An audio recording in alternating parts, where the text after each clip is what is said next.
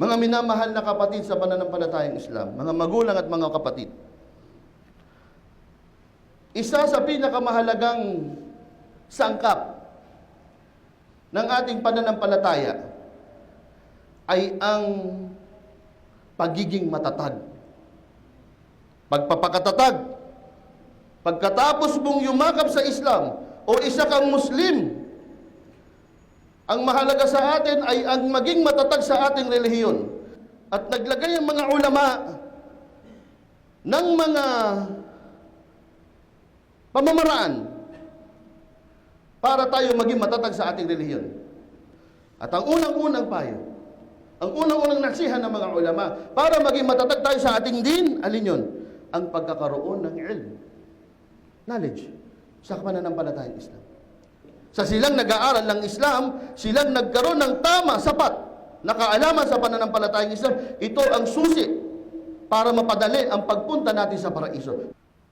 At ang sunod na sinabi ng mga ulama ay ang pagtupad sa mga ibada o a'malus solihat.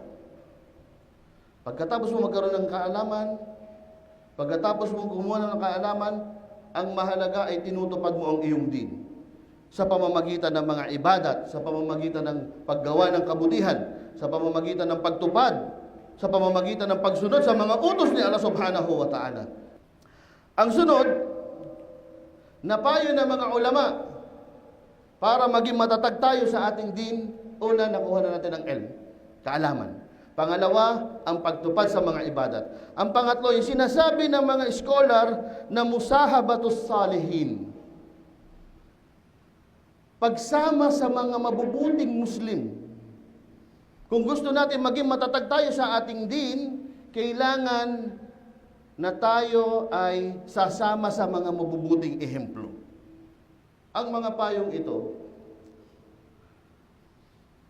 na pinapayo ng ating mga ulama sa silang nais magpatatag ng kanilang relihiyon ay tinapos niya sa isang napakagandang payo. Una, ilm, kaalaman. Pangalawang payo, ibadat. Paggawa ng mabuti, amalus salih. Pangatlo, ang pakikisama sa mga mabubuting Muslim o tao. At tinapos ang payo sa pamamagitan ng sabar. Sabar, patient, pagtitiis. Kung gusto natin maging matatag sa ating relihiyon, kailangan meron tayong pagtitiis. Ang dunya, pagsubok ito, trials. Nandito ang mga pagsubok na ipapadala ni Allah subhanahu wa ta'ala sa atin.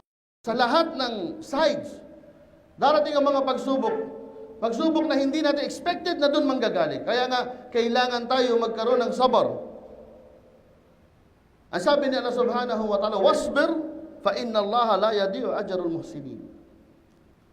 Fasbir. Maging patient tayo. Maging matatag tayo sa pagtitiis. Sapagkat hindi sasayangin ni Allah subhanahu wa ta'ala ang ajar ng muhsinin. At ito ang pinakamahalagang sangkap sa isang mananampalataya. Isang mananampalataya na kapag tinaglay niya ang sabar, pagkatapos sundin ang lahat ng payo, expect natin ang istiqama fi din.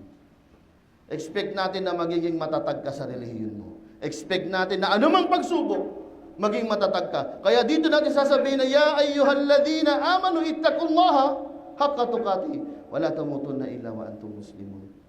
Matakot kay Allah subhanahu wa ta'ala ng tunay na pagkatakot at huwag hahayaan darat na ng kamatayan maliban na lamang na ikaw ay tunay na Muslim.